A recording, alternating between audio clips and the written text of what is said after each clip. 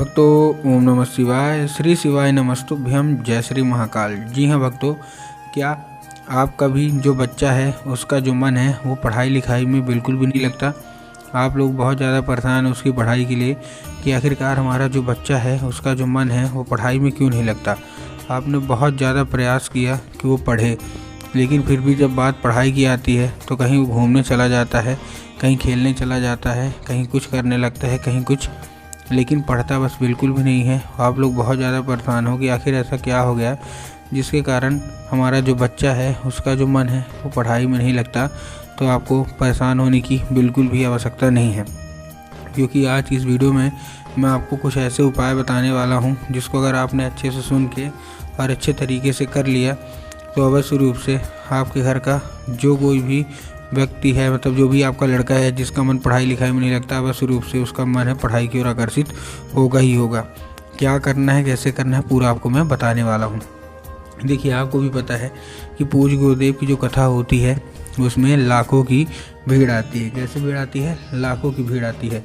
और जब गुरुदेव की कथा में लाखों की भीड़ आती है तो वहाँ ज़्यादातर जो भक्त होते हैं वो क्या करते हैं, पत्र के द्वारा अपनी इच्छा और अपनी मनोकामना जो है वो गुरुदेव तक पहुंचाते हैं।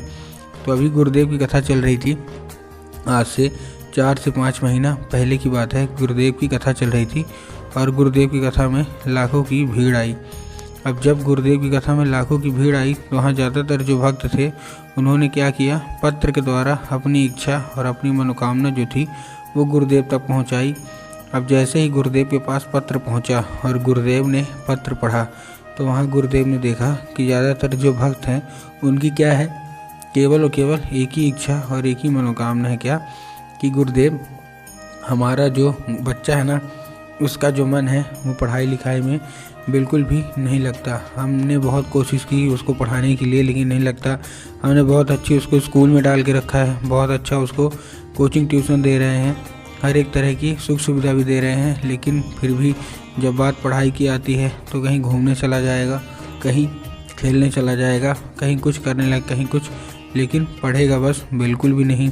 हम लोग बहुत ज़्यादा परेशान हैं, कृपया करके कोई उपाय बता दें ताकि हमारा जो बच्चा है वो पढ़ने लगे। अब जब गुरुदेव ने देखा तब गुरुदेव ने 2 से 3 उपाय बताए और कहा केवल और केवल ये उपाय कर लेना, तुम्हारा जो भी बच्चा है जिसका भी मन पढ़ाई लिखाई में नहीं लगता, अवश्य रूप से उसका जो मन है वो पढ़ाई की ओर आकर्षित होगा ही होगा और पढ़ाई की ओर आगे बढ़ेगा ही बढ़ेगा। अब जब गुरुदेव ने ये उपाय बताया तो लोगों ने जा के इस उपाय को घर में करना शुरू कर दिया। अब जैसे ही लोगों ने जा के इस उपाय को घर में करना शुरू कर दिया, वही लोग गुरुदेव की कथा में मात्र 1 से 1.5 महीने के बाद वापस आए। अब जैसे ही वही लोग गुरुदेव की कथा में वापस आए तो उन्होंने क्या किया, फिर से एक बार गुरुदेव को पत्र लिखा, लेकिन ये वाला जो पत्र था ये गुरुदेव को धन्यवाद के रूप में पत्र था कि गुरुदेव धन्य हो आपका, आपके द्वारा बताया गया उपाय हमने कर लिया है, हमारी सारी इच्छा सारी मनोकामना जो थी वो पूरी हो गई है। हमारा जो बच्चा था जिसका मन पढ़ाई लिखाई में नहीं लगता था, अब वो बिना कुछ बोले बिना कुछ कहे केवल केवल पढ़ाई ही करता है। आपका कोटि कोटि धन्यवाद। तो देखिए, जो लोग भी मेरी आवाज़ सुन रहे हैं ना, अगर आपको भी जानना है कि आखिर ऐसा कौन सा उपाय है जिसको करने मात्र से इच्छा मनोकामना पूरी हो जाती है, तो चलिए हम बताते हैं आज की इस वीडियो के माध्यम से कि आपको करना क्या है। तो बस उपाय ध्यान से सुन के अच्छे से करिएगा ज़रूर। लेकिन उसके पहले चैनल पे अगर पहली बार आए हैं और आवाज़ मेरी पहली बार सुन रहे हैं तो वीडियो कर दें लाइक और चैनल को भी कर लें सब्सक्राइब, ताकि पूजनीय पंडित प्रदीप जी मिश्रा के रोज़ नए नए उपाय जो कि मैं उनकी कथा से सुनता हूँ, श्रवण करता हूँ, सबसे पहले मैं आपको प्राप्त करा सकूँ। ठीक, तो देखिए, जो हमारा सबसे पहला उपाय है, इस उपाय में आपको करना क्या है। जो हमारा सबसे पहला उपाय है, इस उपाय में आपको क्या करना है, 3 काली तिल और 1 धतूरा लेना है। क्या लेना है? 3 काली तिल 1 धतूरा।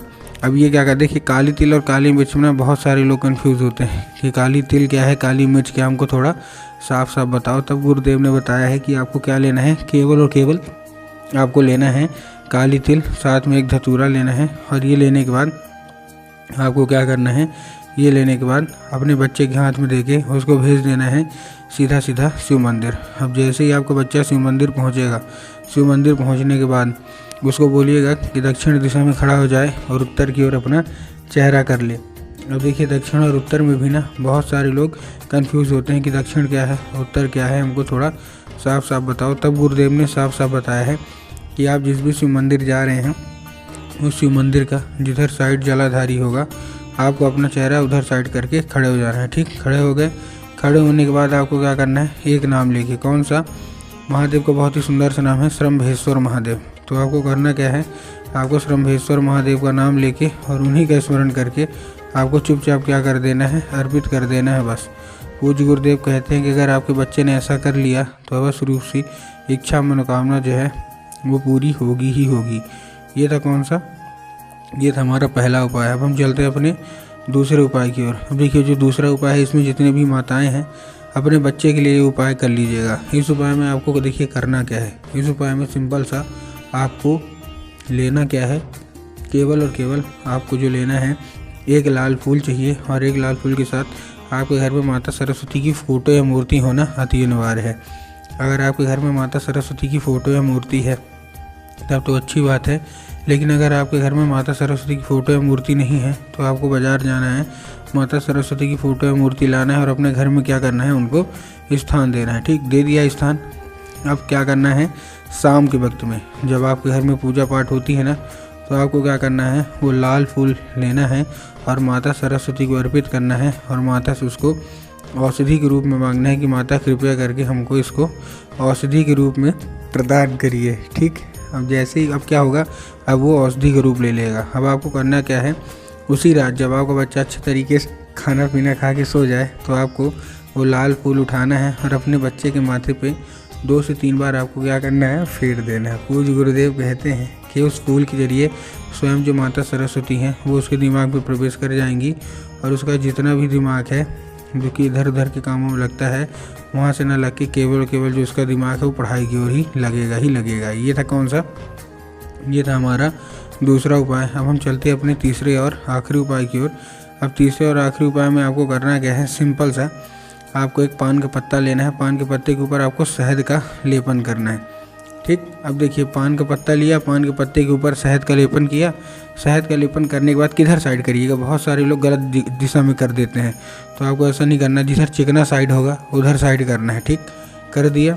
करने के बाद उस पान के पत्ते को अपने बच्चे के हाथ में दे के भेज दीजिए सीधा शिव मंदिर और बोलिए कि माता शोक सुंदरी की जगह पे अर्पित कर दे। माता शोक सुंदरी की जगह कहाँ होती है, जलाधारी के बिल्कुल बीचों बीच। तो आपको माता शोक सुंदरी के जगह पे चुपचाप अर्पित करवा दीजिए। पूज्य गुरुदेव कहते हैं 1 से 1.5 महीना ये करवाइए, फिर देखिए आपका जो बच्चा है किस तरीके से पढ़ाई में आकर्षित होता है, पढ़ाई में आगे बढ़ता है। तो उम्मीद करता हूँ आज का उपाय समझ में आ गया होगा। उपाय अच्छा लगा हो तो कमेंट बॉक्स में हर हर महादेव अवश्य रूप से लिख दे।